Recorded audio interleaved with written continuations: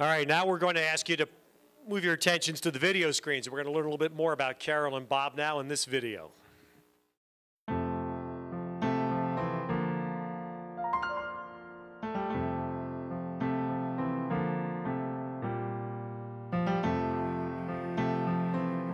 He's got a heart of gold. There's just no doubt about it. I look forward to seeing Bob. Even if I'm having a great day, I still want to see Bob because he makes the great day even better. I most admire his enthusiasm. And when he decides he's going to do something, he just does it, and there isn't anything that's going to stop him from doing it. I love Carol's honesty. You know, if you ask Carol a question, she's one of the few people that will tell you exactly what she thinks. She seems to have this ethos of fairness that has seemed to kind of weave through her whole life. No job is too big or too small for her when it comes to pursuing the public interest and her vision of making the world a better place.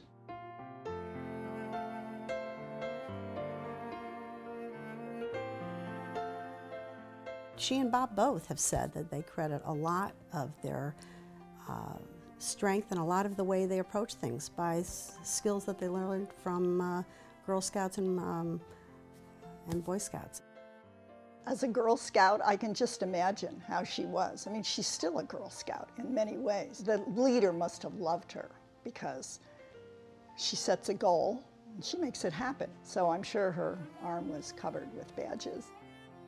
He went all the way through to Eagle Scout. He's honor and integrity and interest in people and giving back to the community. That's all scouting.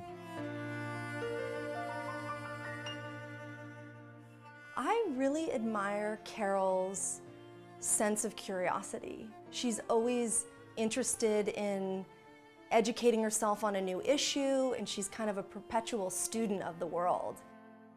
He's one of the most inquisitive guys that I know. He traveled the world, he got to experience different cultures, and not only was he curious about me, but he was curious about everybody. They clearly share a passion for making the world a better place, and each has pursued it over a very long period of time. She had this idea to put together a salon of women that would meet once a month on issues, and every person that I've recommended to be as part of this group has come back and thanked me for being a part of it. And Carol's really the dynamic energy behind it. She's the one that pulls it together. Bob's passion is sportsmanship and all the things that go along with Stanford athletics. I think the biggest legacy Bob leaves is the post-game at our football games. Now we invite you to join the band, the students, and the players in the singing of Hail Stanford Hail. Win or lose, the team goes over, gets in front of the student body, sings the alma mater, and people stay and wait and watch. What a great feeling it is to see the students come together with the rest of the student body, and Bob will be remembered for that for a long, long time.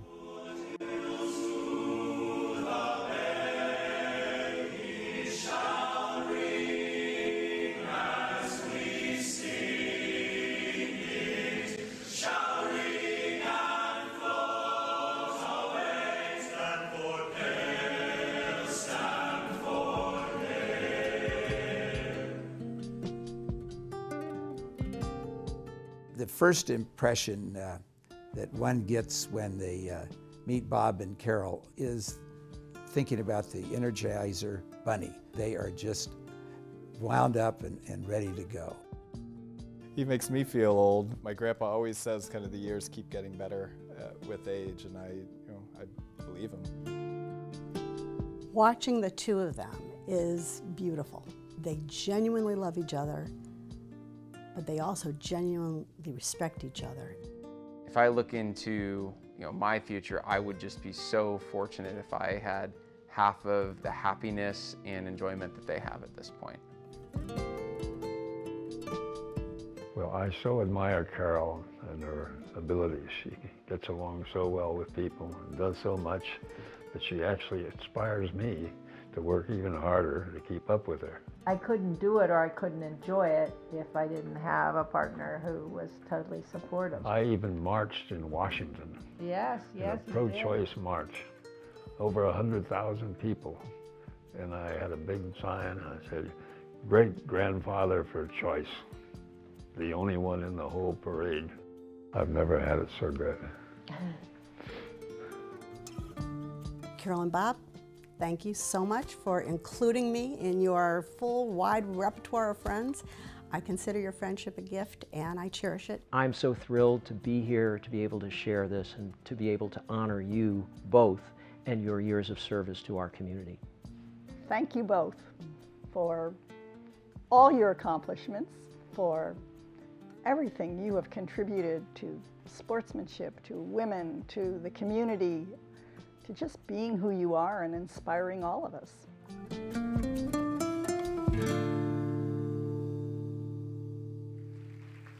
What a great capsule of what you've done. And I'm so flat. I think a lot of us just learned a new chapter of Bob's life there. You subversive you. I had no idea, Bob.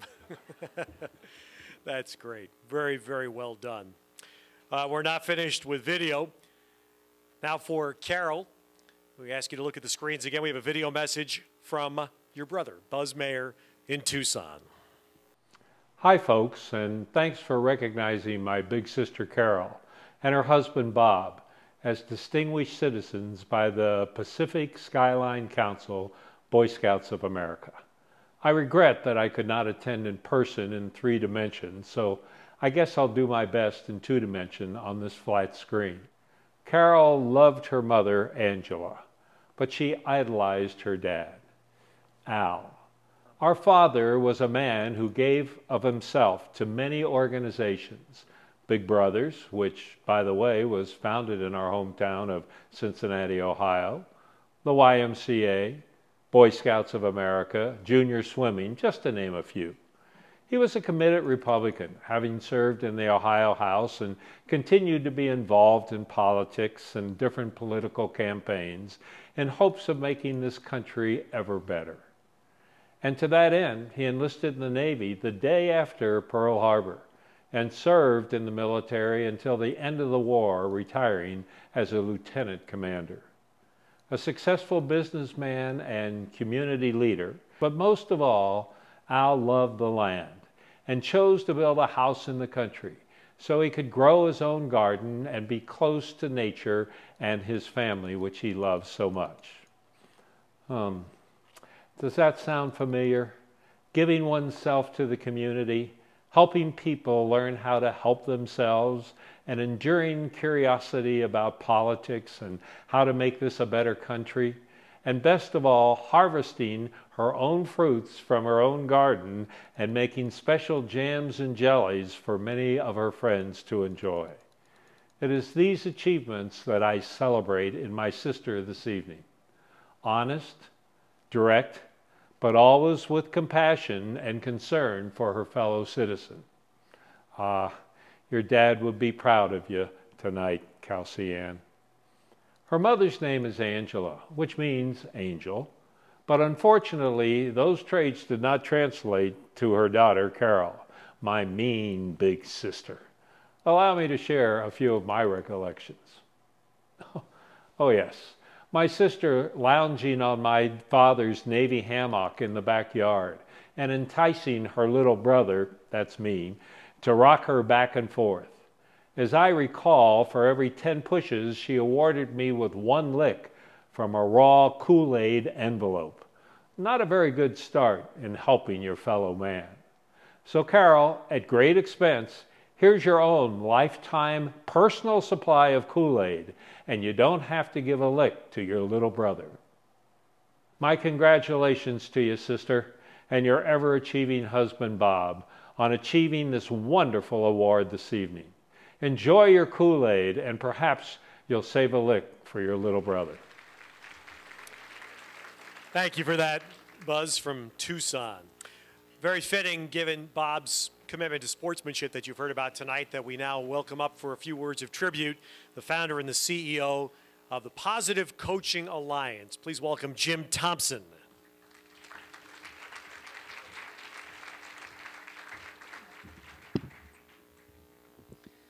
Helen Keller once said, "Life is either a daring adventure or nothing."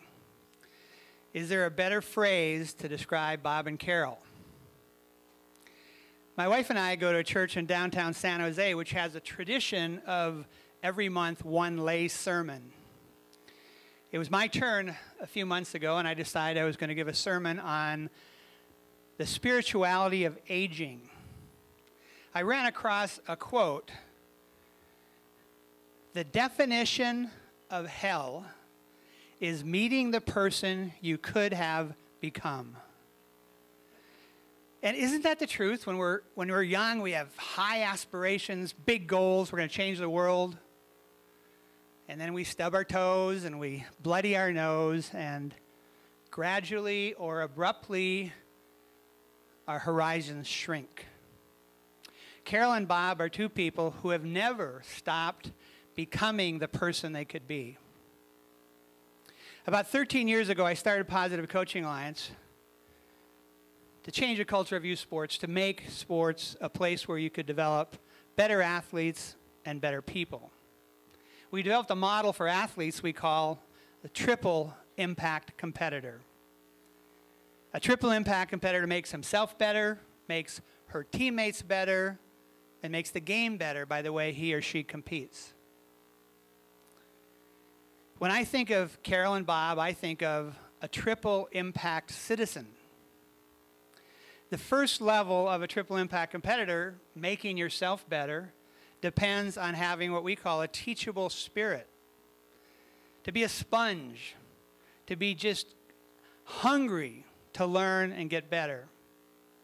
A while back, my wife and I had dinner with Carol and Bob, and Carol mentioned to me that she was just starting to learn Spanish. Teachable spirit. Second level of a triple impact competitor is make your teammates, the people around you, better. And really, that's what leadership is. Leadership is not telling people what to do. It's about making the people around you better. 8 or 9 years ago, when Positive Coaching Alliance had its first annual awards dinner, a few days later, I got an email from someone named Carol Mayer Marshall. In an email, she wrote, "Jim, Becky Morgan invited me to your awards dinner Saturday night. I have some ideas that would make it better. If you want to talk about it, call me." So I did, and we talked, and she made it better. The third level of being a triple impact competitor is making the game better, making our community better, making our society better, making the world a better place. And I think what Bob has spent the last few years doing in terms of integrating sportsmanship into college football is an amazing example of making literally the game of football better and literally our country a better country. When I think of Carol and Bob, I think of triple impact citizens. I'm honored to be their friend, and I'm honored that I was asked to speak here on their big night. Carol and Bob, two people who in the depth of their souls believe that life is either a daring adventure or nothing.